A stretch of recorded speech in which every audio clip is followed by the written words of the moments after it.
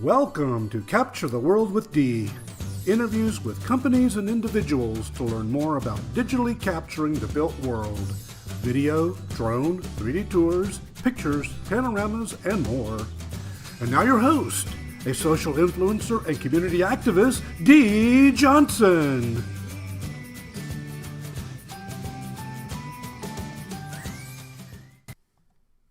Good morning, everyone. Welcome to Capture the World with D. I'm your host, D. Johnson. It's a fine Tuesday morning today, and I have a very special guest joining me. He is the marketing manager at iGUIDE.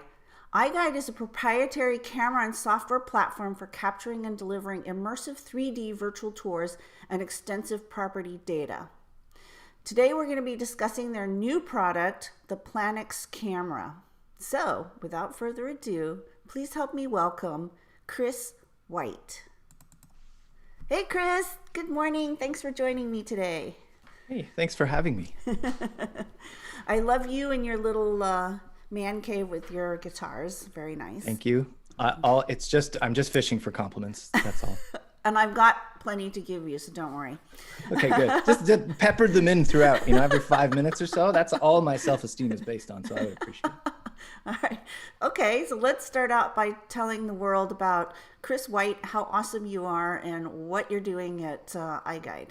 Self-promotion. Okay, let's get right into it. So basically, I was a real estate photographer for many years prior to getting my hands on iGUIDE technology. And I think like a lot of people, I really started with the obvious, like still images and video. And then I had a lot of people asking very specifically, like, hey, do you do virtual tours?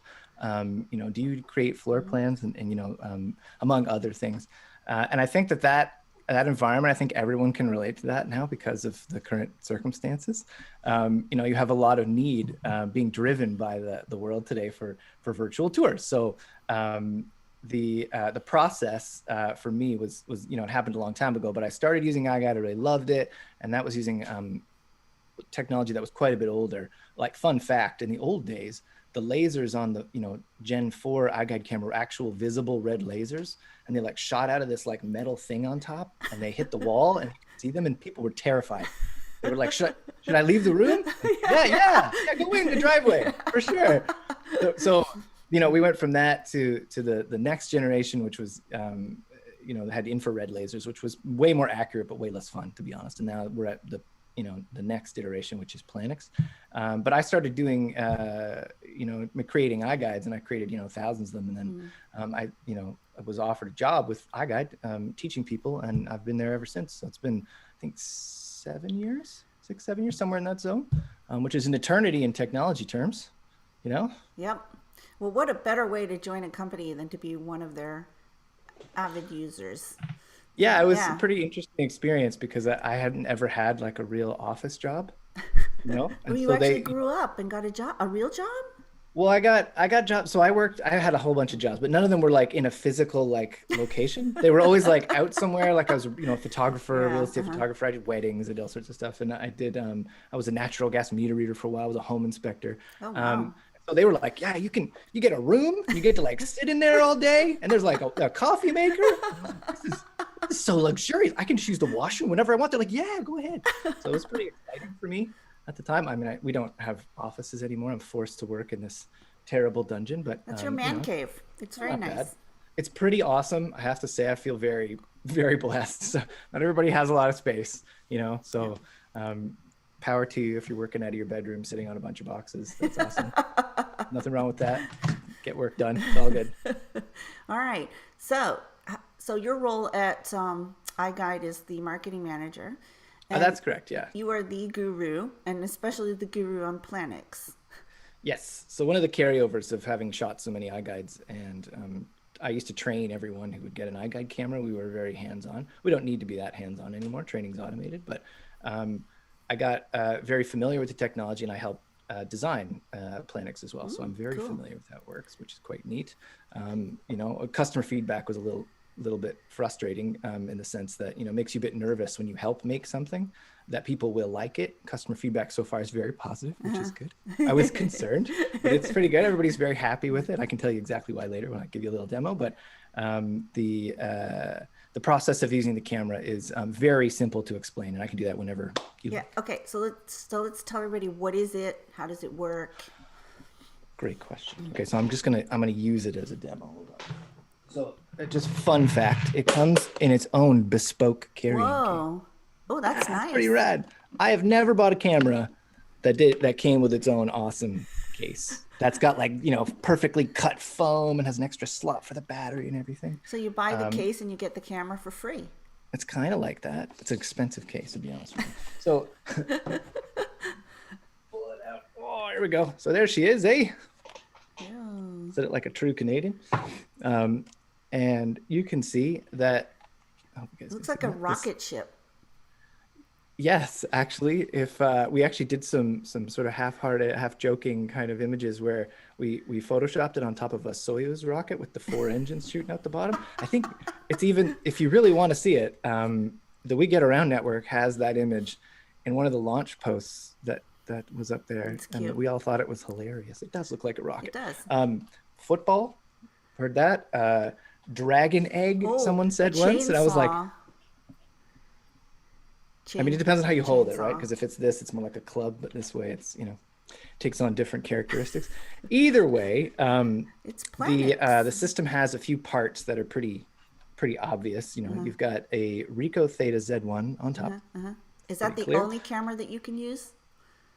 At the moment, yes, that is the only camera. But you'll see that there's a top plate. I hope that's visible, with 4 screws, and that has some interesting side effects. That's on purpose. So in the future, other cameras may be supported with a different top plate. At the moment, I'll just get it out of the way. The Z1 is the king of the hill when it comes to 2-lens 360 cameras.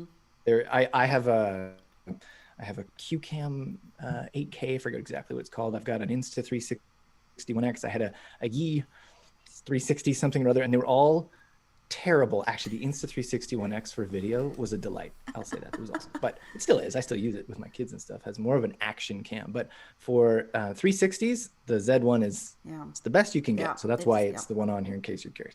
Either way, that top plate can be removed and changed to support other cameras.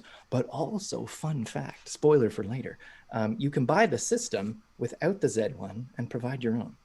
So let's suppose that you bought a Z1 and you're thinking to yourself, you know what, it's pretty good. I can create some Zillow tours with it. It's all right. But then you're like, I want more. Well, guess what? You can buy the bottom part here at a discount, attach your own Z1 and take your Z1 to the next level and create iGUIDEs with accurate floor plans with it. Either way, does that all make sense? Yes. Okay, good. Sometimes I just keep talking, so I have to check in every once in a while. I apologize in advance. Either way, above the logo here, there's a laser scanner. So it's the shiny sort of thing you see in there. So what that thing does is it shoots out an infrared beam in 360 degrees when you're using the system. And that's what's doing the measuring. So you've got kind of like 2 really obvious parts. You've got a lens system up here that's shooting a 360 degree image, but then you also have a LiDAR scanner that's measuring in 360 degrees. So it's not inferred measurements, it's really measurements.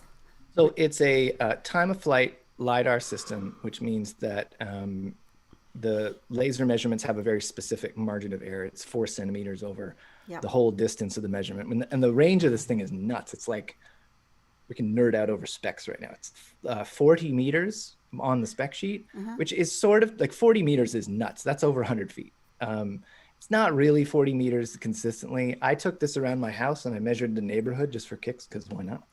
My neighbors already think I'm weird. I'm like, I might as well just lean into it. But we were having a fence built, so I was measuring all the sheds and the backyard and the hedges and everything. And the range is easily 20 meters, which is like 60 feet. No problem with the laser. So it was very, so 40 meters is a bit of a stretch, but 20, 100%, no problem. Moving down, what you're going to see here is there's this sort of shiny thing. It's going to be shiny things. Gotta love those. Yeah, here, I'll turn it on. Lights and shiny things are the way to do it. So this is nothing more than a USB drive. And that's boring, but also super cool. So all the data from the system is stored on the camera. It's very much like a regular DSLR or any other type of camera. All the data is kept here. So your smart device, yes, you use it to control the system like a phone or a tablet or whatever. but none of the data is stored on that smart device. Very little processing is also done by a smart device. This has come up just like nonstop over the last 2 weeks. People are concerned that if they have an older phone or an older tablet, it won't perform very well.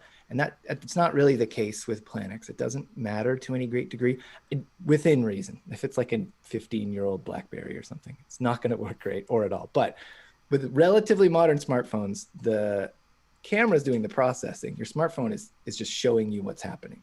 So it doesn't matter if it's slow or fast. If it's fast enough, it will work great. So, which is really great. It's very flexible. Either way, all the data's here. So if you want more storage, unplug it, put a bigger drive in, easy peasy. Or, fun fact, if you forget this in your computer before you go to a shoot, no big deal. You can go to any gas station, make some excuse like, oh, I just need to go to my car.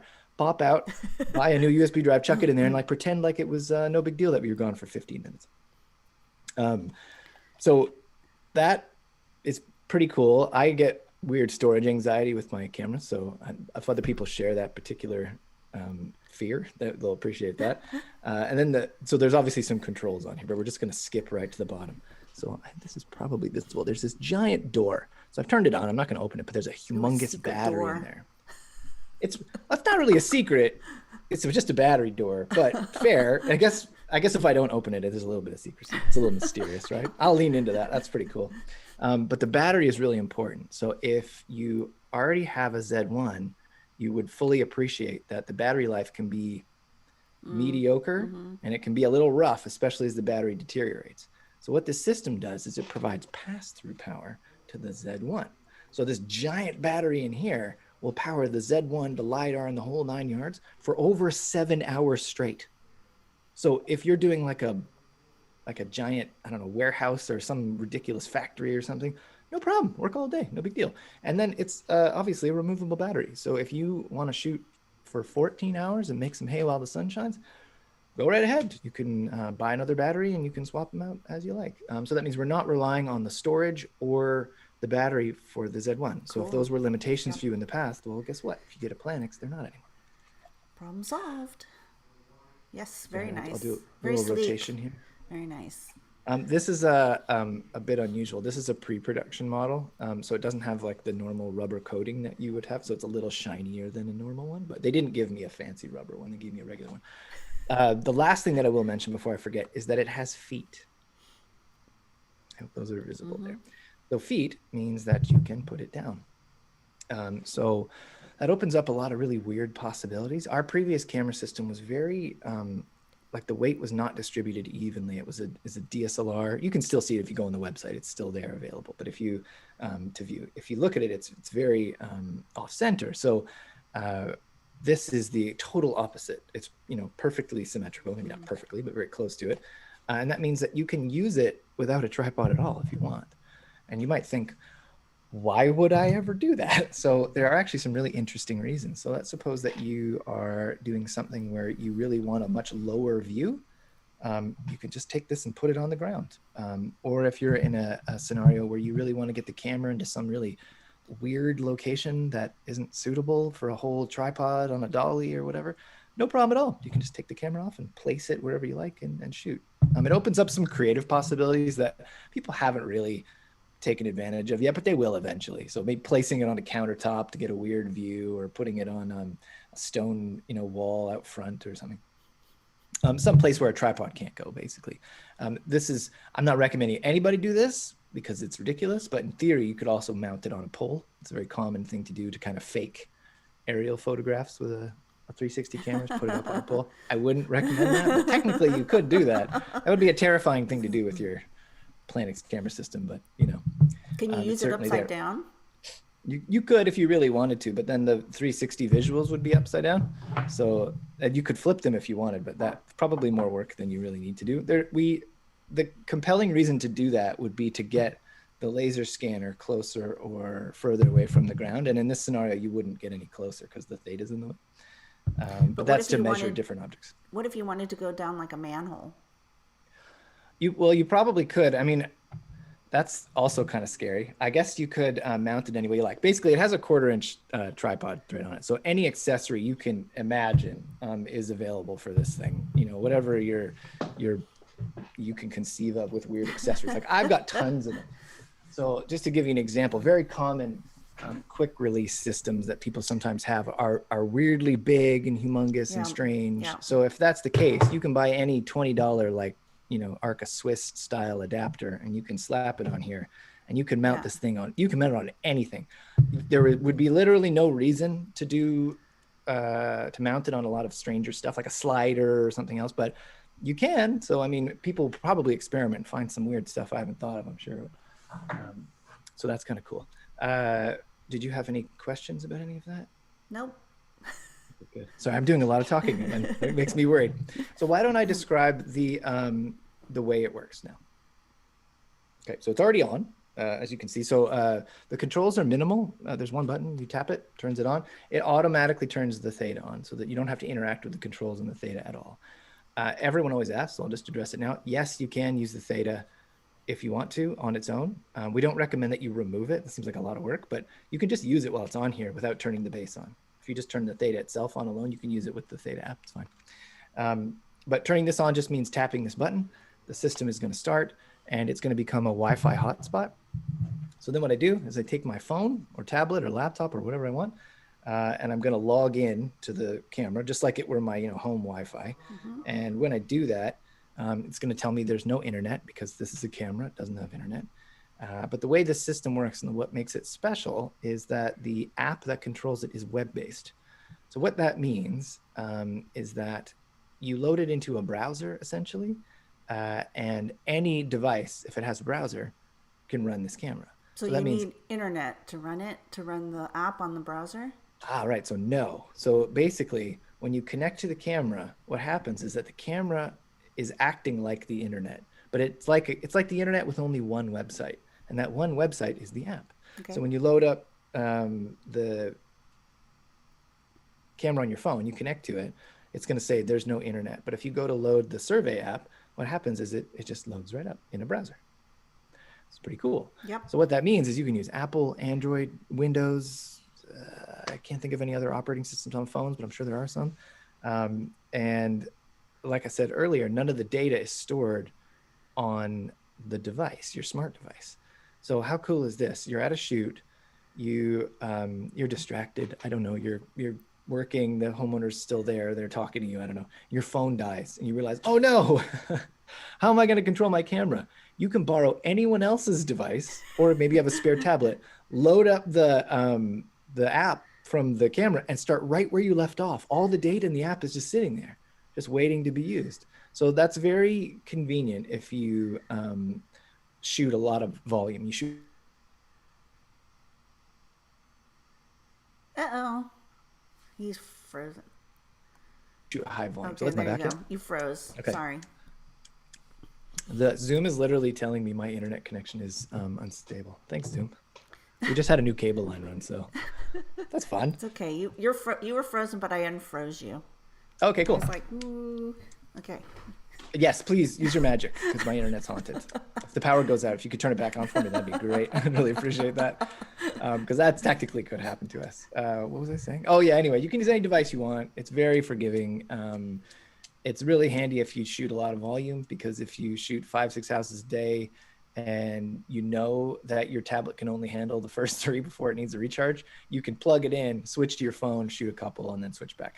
The nice thing about this system in terms of flexibility with the phone or tablet is that you can just use whatever you want and whatever you have laying around. Mm-hmm. So we don't talk this up enough, I think, but that lowers the initial cost of the camera significantly because you don't need a fancy iPad. You can just use whatever is laying around.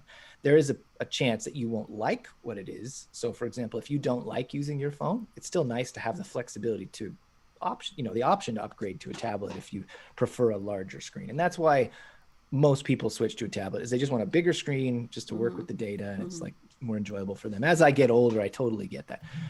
For me, I'm not a frequent shooter, so I wouldn't bother to buy something. I just use my phone. It's faster. And it's easier to carry, which is quite nice. So the way the system works, sorry, that was a bit of a tangent, is that you take the system, the camera itself, you put it on a tripod, you're going to connect to it with your phone or your tablet, and you're going to go to every space in a property, and you're going to capture each space one by one. So this process is going to sound very familiar to anyone that has captured a virtual tour in the past, And so if I were to describe how you make an iGUIDE, a tour using this system, go to every space in the property, capture it with this camera system, and then submit it for drafting. And the differences now will become apparent. So once we have that out of the way, because that's pretty much every virtual tour I just described. But the difference here is that you're not just creating a virtual tour. What you're doing is you're measuring the property, So imagine that you yourself were going to draw floor plans. What would you do? You'd go into a space and you'd take a tape measure or a trundle wheel or a laser distance measure, whatever. And then you'd take some graph paper and you'd draw that. So that's what you're doing with this camera. You're just doing it really fast because it's doing all the work for you. And it's also capturing like laser data that is significantly more robust than pencil and paper. So I used to draw floor plans by hand, and I would always have this like really terrifying experience on my drive home where I would think like, I'd second guess myself. I'd be like, did I get everything? Did I, and then I'd look at the notes later and I'd be like, is that a 7 or a 9? Ooh, I don't know. So none of that, no issues with this. It just captures all the data. I don't have to think about it. Another thing that used to happen, which was quite fun, is that as I drive up to the house, I wouldn't necessarily know, like I wouldn't have checked ahead of time on Google to see what it looks like. So I'd be driving up and I would just be like, please be simple, please be simple. And then when I'd get there, it'd be like a mega mansion with like weird turrets and like little balconies and stuff. And I'd be like, oh, okay, here we go. Because it's just so much more complicated to measure to create floor plans with. To photograph, they're also more work. But or some old building that was built in New York City 100 years ago with all these nooks and crannies and little rooms neat walls and dormers and just weird stuff everywhere. So with this system, no big deal. It's fine. It's just no big deal at all. Like the laser data is all there. All the heavy lifting, like the drafting, is done by the professional drafters. So they're doing all the work, really, right? I'm just showing up and concentrating on doing what I do, which is, being friendly, I guess, and capturing all the data required to create the tour and the photos and to be able to list that property. So another one of the differences, I'll reiterate. So the difference that I was referring to is that when you're measuring a property, you don't skip stuff. So that is one of the interesting sides of the iGUIDE, is that you tend to be more thorough. You go into closets, you go into all those nooks and crannies. You're not measuring them with a tape measure, but you still have to get the laser data. So that means it's a very thorough experience. So that's one thing. The other thing that's sort of interesting about the capture process is that it's very flexible. Just as a preface, I will say that I've used a lot of cameras in the past, and this one, all iGUIDE systems are a joy to use because they are very flexible. They give you a lot of options in terms of automation, but then they give you that manual control when you want it. So if you've got like 9 shoots in a day, you don't have to worry. Like, the technology will work for you because you can take that manual control back. It's just like, a consumer level DSLR versus like a pro level one. Like once you get to know the controls, you build up this like confidence and you feel like you can shoot anything, so this is very much like that. Either way, the flexibility I'm referring to is where you place your scan positions, or what we would call, panoramas. So with other systems, I won't name any names because there's a whole bunch of them out now, but basically you typically would be trying to get a certain type of coverage depending on the product that you're trying to make. So in this case with iGUIDE, PLANIX, and the previous system, what you're doing is you're going into a space, you're capturing it in terms of measurement, and you're also capturing a 360. But the final end product needs to be a combination of, floor plans, because they're going to get drawn from the data, and then obviously 360-degree visuals. So where the flexibility comes in is you need to, sort of consider, like, what do I need to make my client happy? So it's almost always enough, every house is different, so I can't say 100%, but basically it's almost always enough to shoot 1 scan per room, almost. So when I walk into a room, I place the camera in the middle, I shoot my scan, I'm done. But let's suppose for a moment that I've talked to the listing agent and they're very clear. They're like, I really would like a lot of scans between this master bedroom and into the bathroom to show the flow so people can move from place to place visually. Okay, I'll just create more scans, that is something that you can dynamically adjust depending on the property. So the main thing that requires time on site for any of the virtual tour creation processes, whatever that may be, is the number of scan positions or the number of 360s you need to make, right? Well, So can you scan certain locations and then not use them? 100%. That's Yeah. right. You have full control over what people see and what they don't see.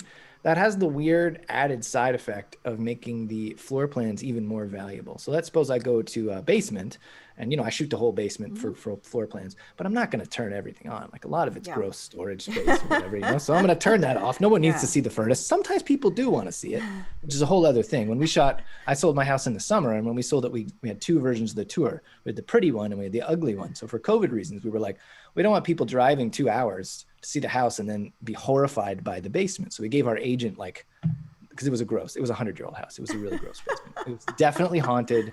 There were like spiders the size of my fist. It was just horrible. I've already sold it, so I can say this stuff. Anyway, the two versions of the tour gave the agent the ability to just pre-qualify people so they didn't waste their time, which, not everybody's into. I think it's really important, but that's, I'm not a listing agent, so there you go. But yeah, so you can totally hide stuff, but then on the floor plan, you still get the value of that square footage, just to show it physically. Typically in North America, not everywhere, but most places, the listing square footage is above grade only. So in California, you probably don't care, you probably don't have basements, but in the northern parts of the United States and Canada, that basement square footage often gets neglected. So a 1,500 square foot house is actually significantly larger in some cases because that basement square footage is there. So even though you're visually not showing it, the floor plan can really reflect that extra living area that's there, right? So you don't list with that number, but you can still show it on the floor plans and show that total square footage.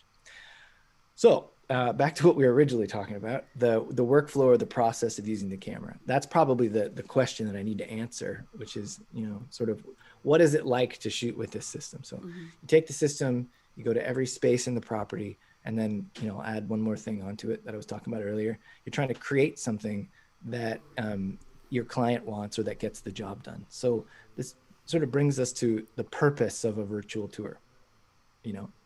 Yes, it is definitely to make your client happy. That's definitely number one, because you want them to hire you again. So if they give you some advice, like I'd really like a scan on the deck and I'd like one around this fireplace, yeah, go for it. You don't need them for measurement purposes, but you can add them if you want to. And every house is like that. There's going to be some you do and some you don't. And the iGUIDE is extremely flexible in that way. So you can choose to do more or less depending on the type of experience you're trying to create. But also, maybe even unbeknownst to your client, the virtual tour is actually there to provide valuable property information to prospective buyers, and then in some cases to prevent unwanted traffic for sellers. So that's a very COVID thing, but that's very relevant right now. So what I mean by that is that if you shoot one scan in the kitchen, you could call it done. You could say, okay, I'm finished. That's all I need. We've got enough data to draw the floor plan. And you can see the kitchen. But if I don't walk around to the other side of the kitchen island and shoot another scan to show like the dishwasher and the wine fridge, well, then prospective buyers aren't going to get the information that they want. So that means that, and not every house has that dual nature. You don't need 2 scans in every house. So the flexibility I'm referring to is that some houses have more scans and some have fewer, and you can save just gobs of time if you, pay attention to what, you think people would want when they're looking at a tour later. So this is very much like when you're shooting regular photographs, right? Well, like you shoot what people want to see, so you can do that with this camera, but you don't need to shoot extra scans. Sorry, what was your question? So how long does it typically take to scan a home? It's a good question. So it depends on a lot of factors. So I did a webinar a couple weeks ago that was very detailed and went through a lot of the dynamics of this, because there's not a simple answer, but I'm going to give you the marketing answer, marketing manager. So I'll give it to you simply, but we can talk about it a little more afterward. It takes about 15 minutes to shoot an average, sort of 3,000-ish square foot home. That's not average in a lot of places, but that's the number we're using because, How long does it take to make one scan with PLANIX? Very good question. It takes between 5 and about 15 seconds. Okay. So one of the huge advantages with this system is that there is no rotation. There's nothing mechanical on this at all, which means it's really robust because there's nothing that can break unless you drop it. But there are a few snags that I'm sure everyone is already aware of, especially if they've shot with a 2-lens system. But very much like the battery with the pass-through power and the storage, we found a way around some of the more challenging aspects of shooting with a 2-lens camera. But it relates to the time. So when I say 5 to 15 seconds, you can choose to use the camera with HDR off. So it's faster, there's just less processing to do. You can also choose to do a single shot where you scan the whole room, regardless of what's in the way, everything's going to be in the image. So you have to hide. Or you can do a 2-shot. So 2-shot mode means that you stand on one side of the camera, you shoot, and then you walk around the other side and you shoot again. And what it does is it captures laser data and images from both sides, and it smushes them together using some kind of, I assume, magic, I don't know. And then all of this is magic to me, basically, right? Looks like it could fit on the end of a wizard's staff. So how do you know which side to stand on? Does it tell you? It's in the manual. I'm pretty sure that you stand on this side first with the little screen, and then you walk around to this side. It also gives you a little prompt on screen. It says walk around to the other side of the camera, press it again. The cool thing is that you will totally know if you did it right the first time, because if you didn't, you'll be in the image twice. So there's a really great visual feedback there if you don't get it right. But the 2-shot mode is delightful. So again, this comes down to flexibility. And you're going to notice that there's this repeating theme with this camera system in that it gives you a lot of automated stuff, but then it gives you manual control when you want it. So it's very friendly for a professional. That's why the amount of time required to shoot a home, it's accurate, but it doesn't take into account the complexities, because we'll get to 2 things later that really affect it, but they have a lot to do with experience and then the process. Anyway, the 1-shot mode is great for when you can just duck around a corner, right? Because you won't be in the image, but maybe it's a powder room. You don't need to hide. You can just walk around a doorway or something. The 2-shot mode is great for, a great room. There's nowhere to hide, right? You can't duck behind a piece of furniture. Honestly, I hide every time because I find it a fun challenge. So if I can press the button and dive over a couch, I mean, that's a good work day. You know what I mean? And then actually someone asked me, they said, hey, can I hide under the tripod? You totally can do that, but it's super risky because if you stand up and you knock the whole thing over, that's a bad work day. And that is super embarrassing when that happens on site. Just saying, not that I know by personal experience or anything. Either way, the process of actually capturing the 360 and the laser data is very visual. So you see the full 360 on your smart device. You can look up and down and left and right, full 360. It's down sampled, so it's not full resolution. That's actually come up a bit lately where people say, hey, it doesn't look right. Well, that's because it's meant to be small so that it can get sent to your phone real quick. But it's just a regular Z1 360 in the full resolution, but it's down sampled. But then you also see laser data.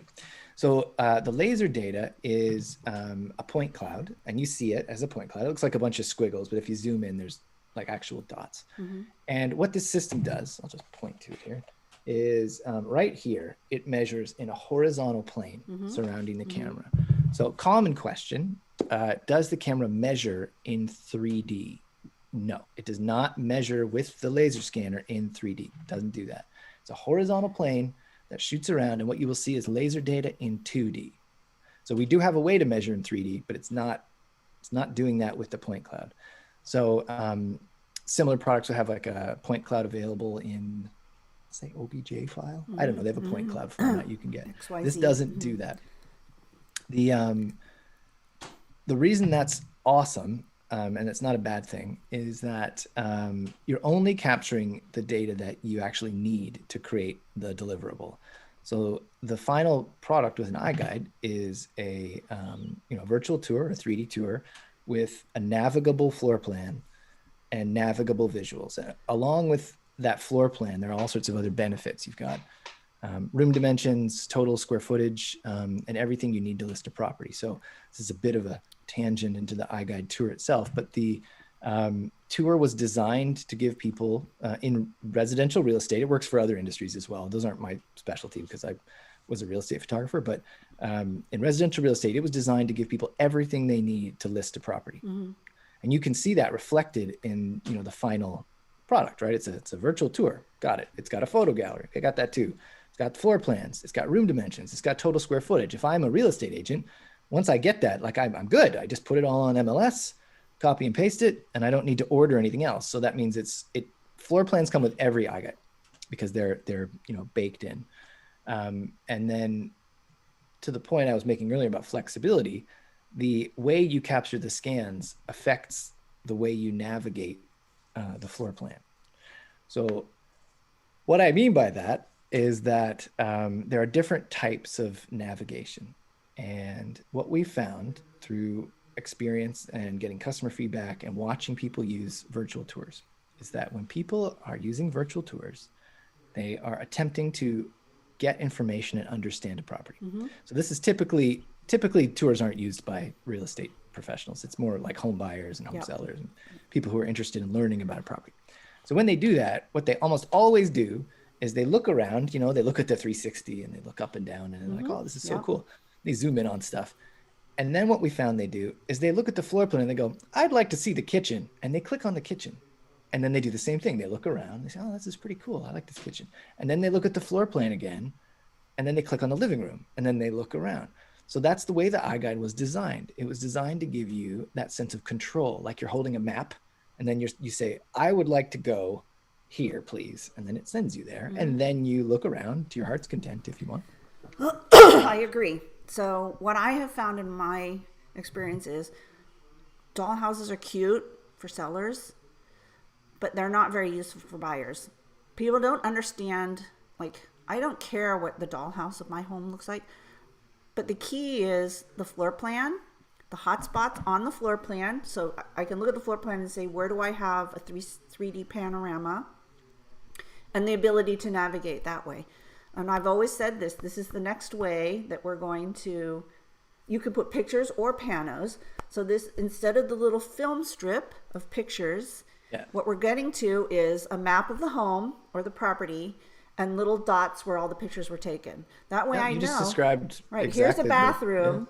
If it's just a picture, I don't know where's this bathroom? So now you have a map that shows you the layout of the home where that picture was taken relative to the whole structure of the house. So this is the future. This is the way we're going. I completely agree. The iGUIDE is, you just described the process of using an iGUIDE. So I mean, but it makes sense, right? We've literally watched people use our product, and that's exactly what they do. And then when I was shopping for a home with my family in the summer, I mean, I could get the information so quickly if they had something with a floor plan, with an integrated, floor plan and the data. So it was just lovely. I will speak to the dollhouse. It is very cool, but to your point, I think this is what you're getting at. There's not a whole lot of lasting value there, and you don't find the experience to be particularly robust. So what I mean by that, so I play a lot of games, right? And what I almost expect with the dollhouse is to be able to have full freedom of movement. Yeah.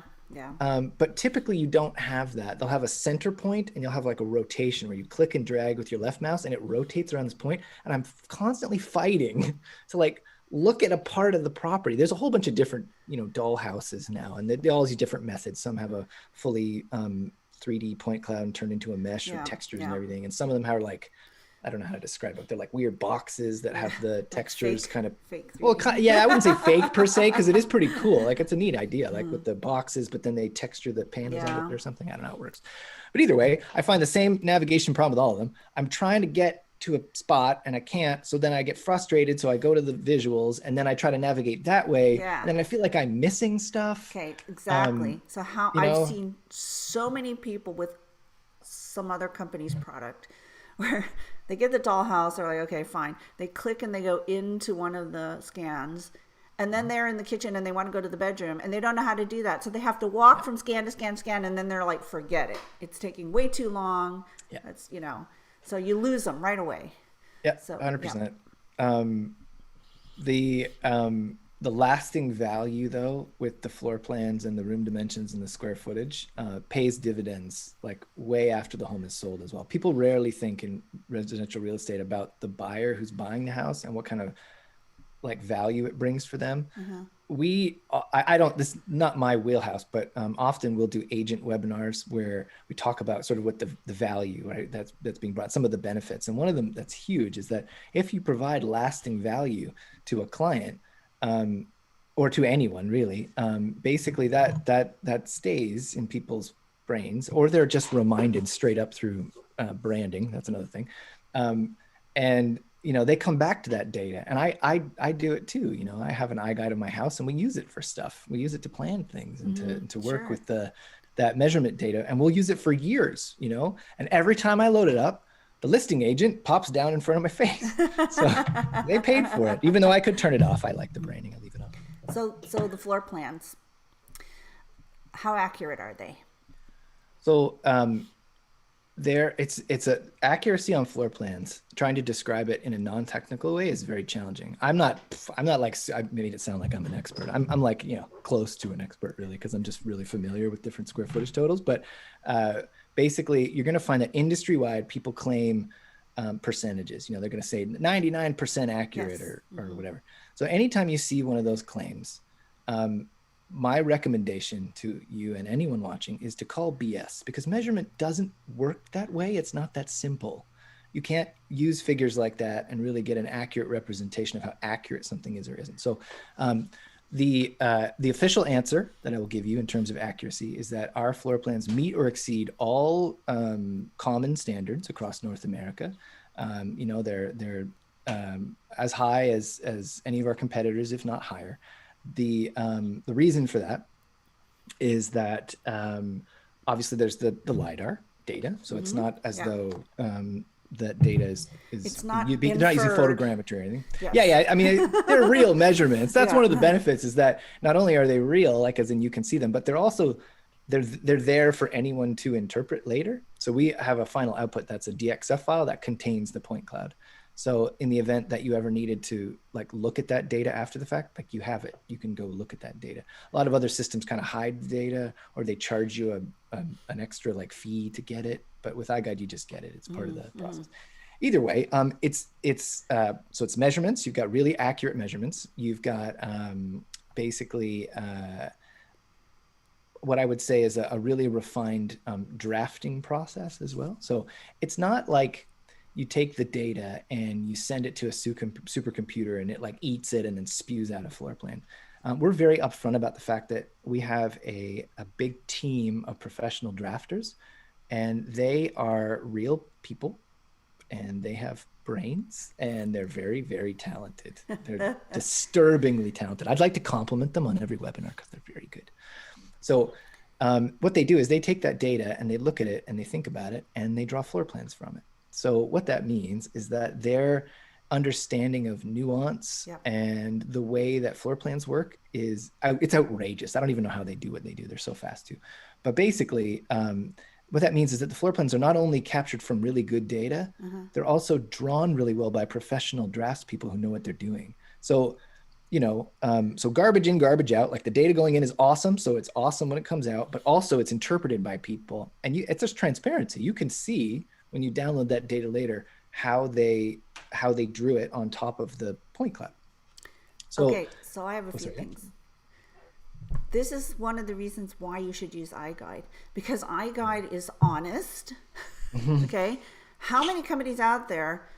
I used to work for a floor plan company who told me that it was all automated except a little bit at the end. Anybody that tells you that floor plans are completely automated is a liar. So right off the bat, the fact that you're willing to tell everybody it's done by a human, you get points for that, because this guy is not lying to anybody, right? The other issue, the drafting team is awesome. Sorry, go on. Yeah. You're right. With accuracy, it's like I always ask that question and people are like, oh, we're 99% accurate. But a 2x8 room that's measured as 4x4, square footage wise, is 100% accurate, right? Because 2x8 is 16 square feet, which is the same as 4x4, but it's not. Right. The number is completely accurate. So you're right. You can't just, and I kept telling people this, you can't just look at the total square footage and say, yeah, we're 99% accurate. What does that even mean? Right. Yeah, it gets really weird when you start having conversations about accuracy and measurement because there's a lot of misconceptions. Like if you send 5 people, I remember the first time I heard this, I was like, oh, that's disappointing. If you send 5 people to a property and you ask them to each give you a total, you will get 5 different totals. Yeah. And that's normal. That's the measurement industry, right? Everyone's using different tools. Yeah. They're using different methods. At iGUIDE, we succeed in using standards for our measurements and standards for our, like the way we dimension rooms. There's standards for everything. So what that means is the product is very consistent. There's a lot of quality assurance that's done. And just to sum all this up, the iGUIDE is floor plans first and virtual tours second. And so there's not a lot or anybody else who can really say that. There may be a few, I don't know, but most virtual tours are tour first, and then, we'll make a floor plan for you afterward. And that's fine. But because the iGUIDE is designed to be measurement first, that just means that you have a lot more robustness in those floor plans, we'll say that. And they're really part of the experience. The core of the experience is look at that floor plan, see what you want, and then go there and inspect it visually. The other nice thing I will say that's also baked into the floor plans is that we have measurement built in, dynamic, real on-screen measurement.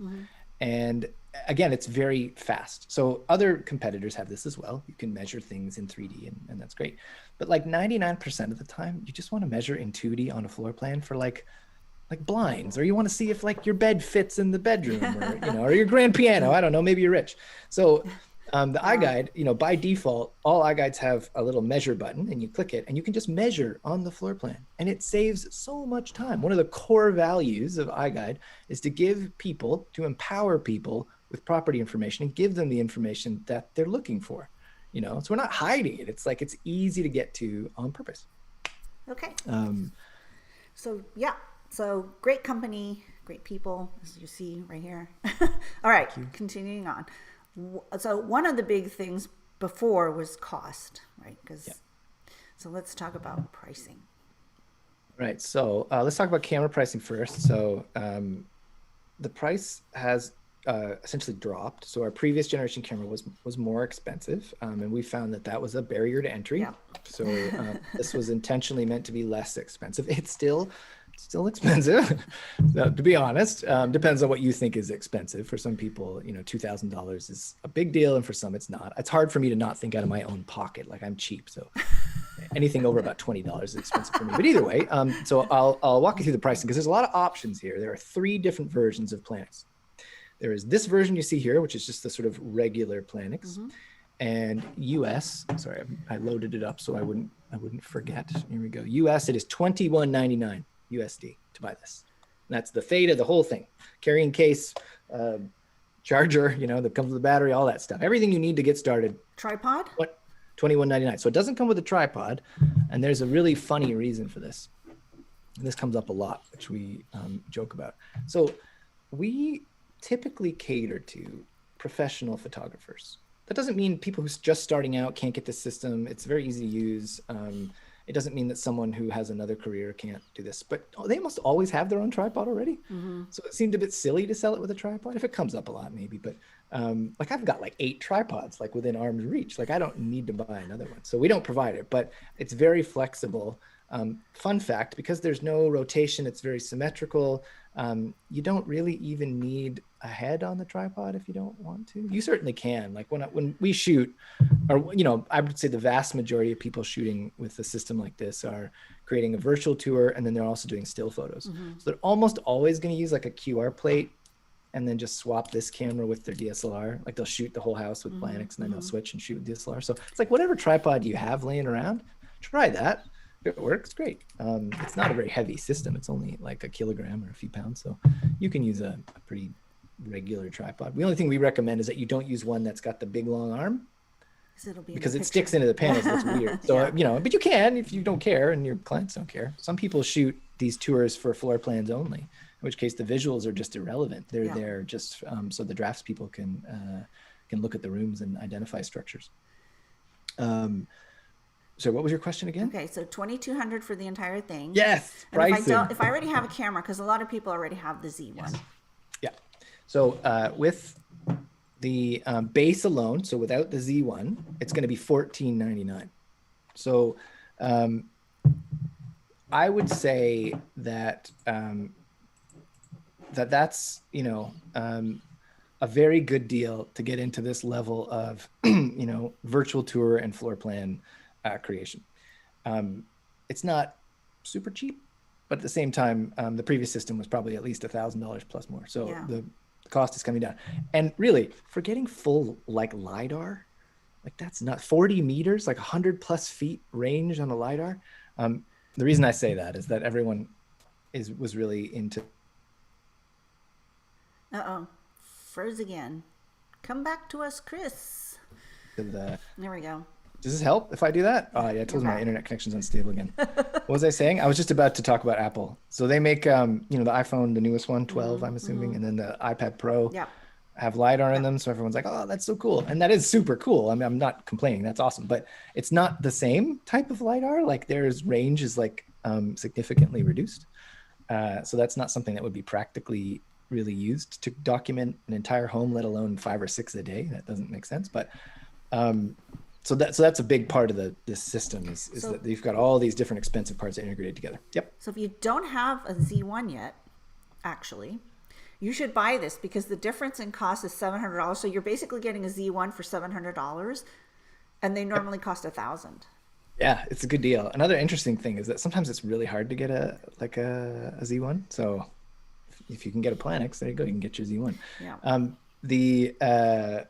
There's a third option though. So you can buy the core system without the Z1, add it yourself, or you can buy the whole thing with the Z1 included.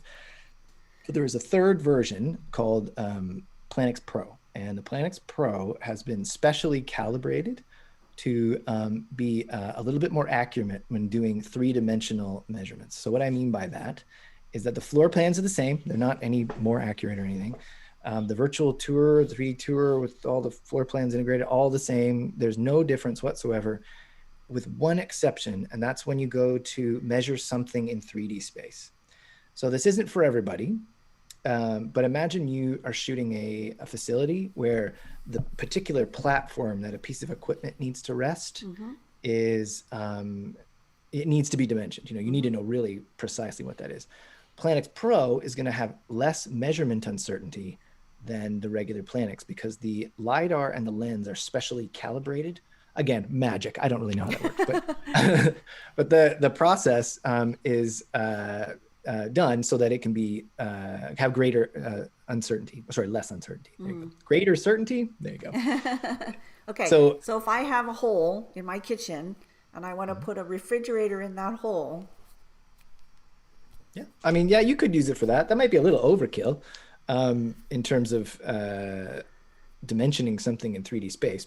So I'll give you an example of where it sort of pays off. Let's suppose you're in an industrial environment and there's like a pipe run and it's weird. It's in the middle of nowhere, like on the ceiling or something. Okay. That is right in the middle of a 3-dimensional space. So I mentioned earlier that this camera scans in 2D. So you've got a 2-dimensional point cloud essentially. So the way that we get the ability, I should say, to measure in 3-dimensional space is by using a few different methods. One of them is triangulation, but basically it involves using the images.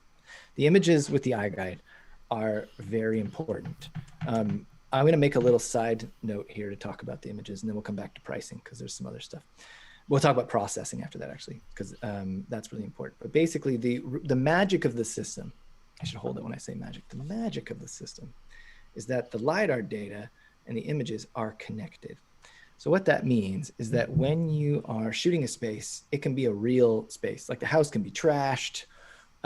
Maybe it's a student rental, I don't know. Or maybe it's a factory and it's weird and there's like columns and, refrigerator, trailer, truck things, and there's all sorts of weird stuff. And what the drafts people do, the professional drafters do, is they look at the data and they interpret it and they draw a floor plan. So they're going to draw like a line. Oh, this is a wall. Okay. And then if they have a question, they just look at the image and they go, oh, that's a fireplace, or that's a bookshelf or whatever. And that's how they can really understand the nuance of a property and properly draw things like bay windows and weird stuff, that you wouldn't normally be able to interpret from the data alone. So that's one of the reasons why I was saying that it's measurement first, and then you kind of get a tour afterward. So, you're really measuring a property, and then as a side effect of that, we're creating these 360s that you can then use for a virtual tour if you want. But they're really needed by the draftspeople to be able to draw the property. It's kind of fun fact. Well, it's nice that they look at that. Yeah, well, it's a godsend. Well, here's the reason why it's even better than people fully realize. This is one of those things I mentioned earlier that's kind of like it doesn't really quantify well. It's hard to describe, but they do everything for you. They label all the rooms. They draw everything. So that means that if you go into a bedroom, well, they know what a bedroom is. They've seen a bed before, so they just label it for you. Mm-hmm. You don't have to do anything. It's awesome. But then if you want to deviate from that, like the agent says, I need you to call this the conservatory. And you're like, all right, sure. You can change it, and they'll follow your instructions, and they'll do that for you. So back to pricing. So iGUIDE is a system where you go out and you capture data. You then, kind of configure that data how you want it, and then you submit it for drafting from the iGUIDE drafting team. And so that process is a one-time fee. So there's no subscription fees, there's no plans. And for that one-time fee, there's a few different options you can choose from. But for that fee, you're going to get a full, iGUIDE with floor plans, room dimensions, the whole 9 yards. And you're going to get it the following day. That means different things in different time zones, but more or less it's like submit it on Tuesday, get it on a Wednesday type deal. And included with that are going to be some extra stuff. Not everybody cares, but like SVGs of the floor plans and DXFs. I mentioned that with the point cloud in it. But then you also get a downloadable version.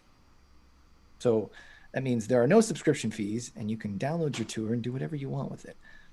I'll just answer it now. Everybody always asks, can I host it myself? And the answer is, yeah, of course you can. But nobody does that. Why would you? We host it for you. And we use very fast servers because we have, a lot of hosting needs. So if you were to host it yourself, you would just end up making your life miserable because you'd have to do all this extra work to host it.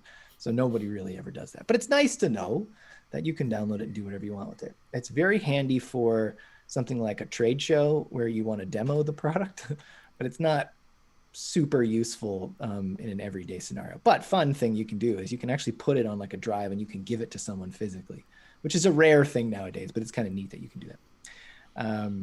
Either way, the processing fees are by square footage. So what you're really paying for, this is another rare thing that companies don't usually do, but I'll do it.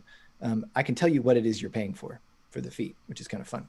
So what you're paying for when you pay is you're paying for drafting. So you're paying for a physical person to draw that property.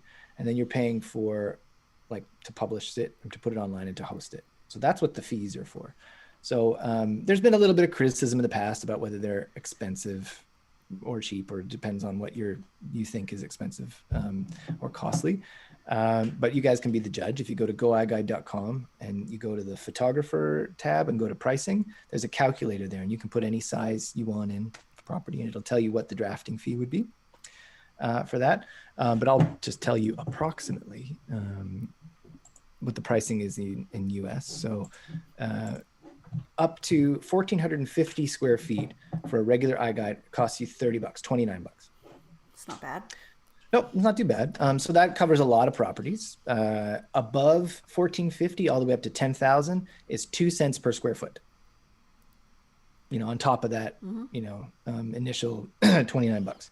So there's a price break. If you go over that, it goes down to 0.15 cents per square foot, if that makes any sense. And that's for a standard iGUIDE. Now there is a different type of iGUIDE that you can get. There's two. There's standard and then there's premium. So standard has all that stuff I mentioned. It's a full thing. You've got a full 3D tour. You've got floor plans, room dimensions, total square footage, everything someone needs to list a property. There's all sorts of other stuff too, but it depends on what you do as a professional. So if you want to integrate video, go ahead. There's tags, there's 3D measurements, all that stuff. But there's another version called the premium. And the only two differences between the standard and the premium, there's three. It's more expensive. But the other differences are that the floor plans are detailed. So that means they have like toilets and dishwashers and other features and stuff. So what you're paying for there is you're paying for someone to physically put in those details by, again, interpreting the images. So they would go to the kitchen, they would look at the image, okay, there's a sink, and then they would place it on the floor plan. So that's really what you're paying for. But also VR is enabled on that as well. So you can use VR if you want. which is quite cool. And the price, I don't know if people really still use VR. It was very cool when you use it. It's pretty fun. So up to 1,450 square feet, it's $4,350. And then it's 3 cents per square foot up to 10,000. So it's more expensive. But you know, some clients just demand that. They want detailed floor plans and okay. Well, so for me, so around here, real estate agents won't use apps that go around and kind of give you a floor plan that's kind of a guess. Well, that's good. Because there's liability around here and homes here. Correct. You don't want to misrepresent a property, right? For sure. So if you get it wrong, they could come back. So that's why a system like this around here, they pay more to get an accurate floor plan. I would say that's the key difference between iGUIDE and any of the competitions, that because the focus is on floor plans, we built a lot of trust there. And I mentioned already earlier that, you know, that because you got a professional drafting team, you've got standards, you've got quality data coming in. So it's quality data coming out. So if that, you know, if that's your thing, iGUIDE is for you. If you're really interested in something like taking a 3D point cloud, turning it into a 3D model and then creating a video of that, that is not it was not for you. So you're not creating a 3D point cloud or OBJ file or anything like that. That's correct. So 3D is a weird term that people have used for the last like 100 years to describe all sorts of wacky stuff. So when we say 3D, what we're referring to is, you know, two-dimensional panoramas. Yeah, they're spherical, so they're not exactly 2D, but placed within the context of space, you know, placed on a floor plan. So you've got that third dimension. I can go from this panorama to the next and then to the next. And what you'll notice, if you look at an iGUIDE tour, is that our core values are evident, you know, which is providing people with the information that they need and want. And so some other things may suffer. So for example, the transitions from one pano to the next, they're just simple crossfades. It's actually really complicated because I used to work with the software developers, and they had this whole system where if you move from one to the next, it's a crossfade. But if you go through a wall, it does a fade to black. It's very cool. Either way, with some systems, you can have like a three-dimensional effect, and that's super cool, but that doesn't really give a buyer anything other than immersion.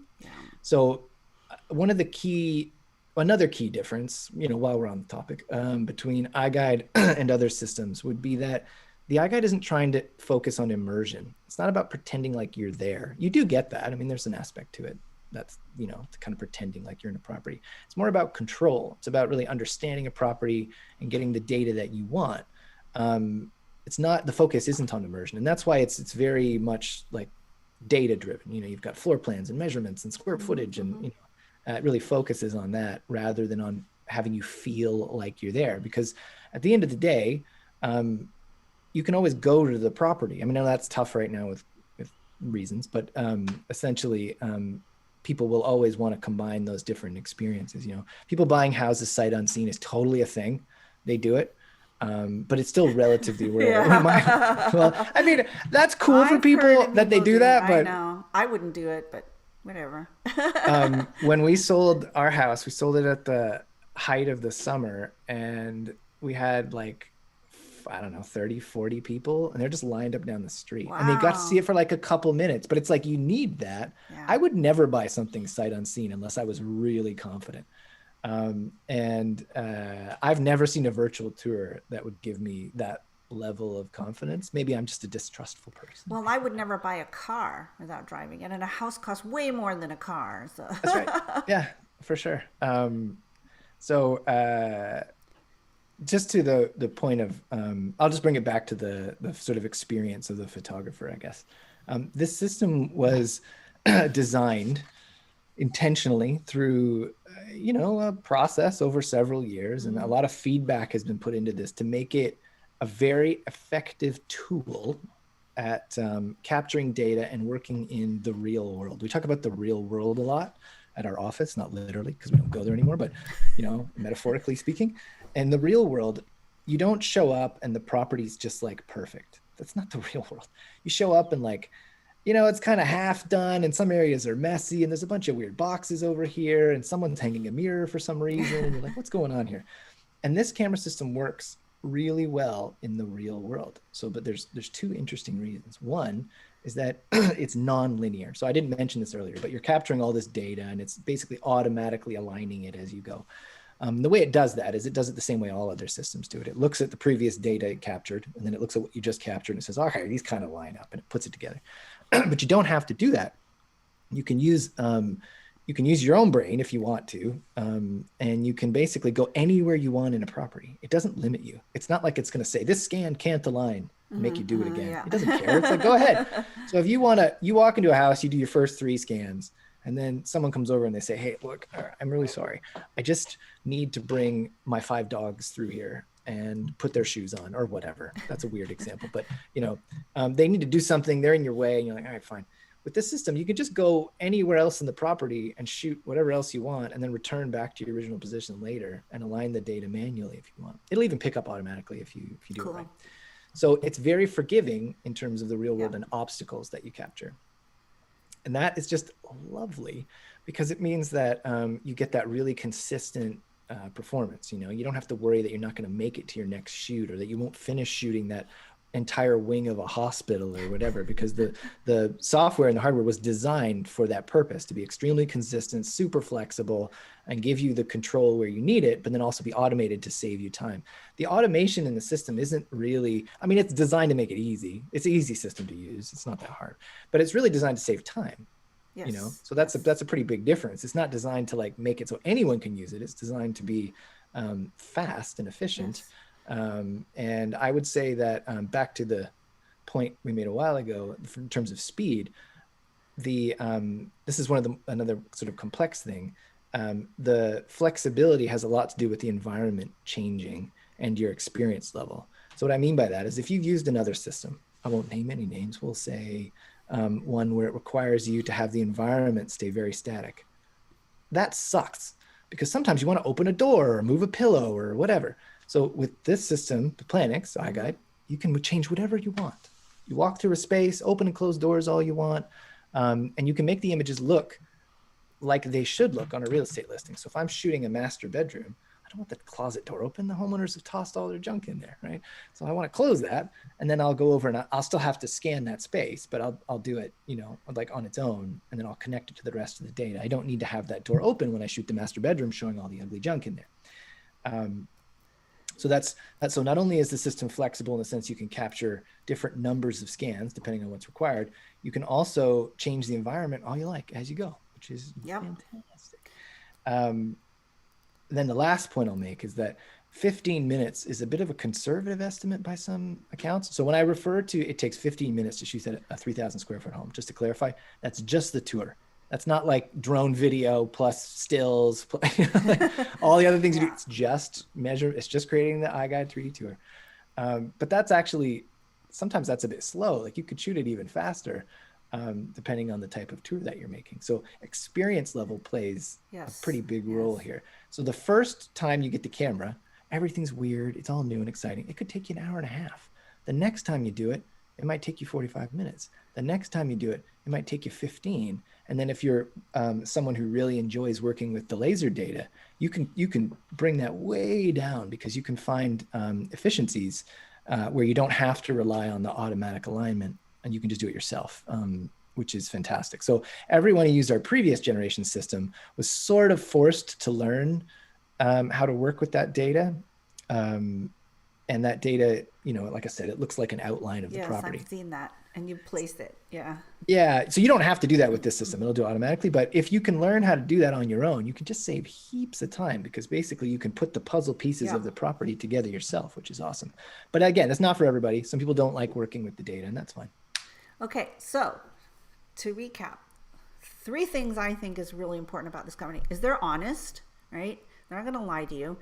They're data driven, which is nice, and they listen to their customers. So you've talked so many times about feedback. The new features on this camera all came from feedback. You've addressed some 100%. issues, right? Perfect, lovely. So definitely check them out.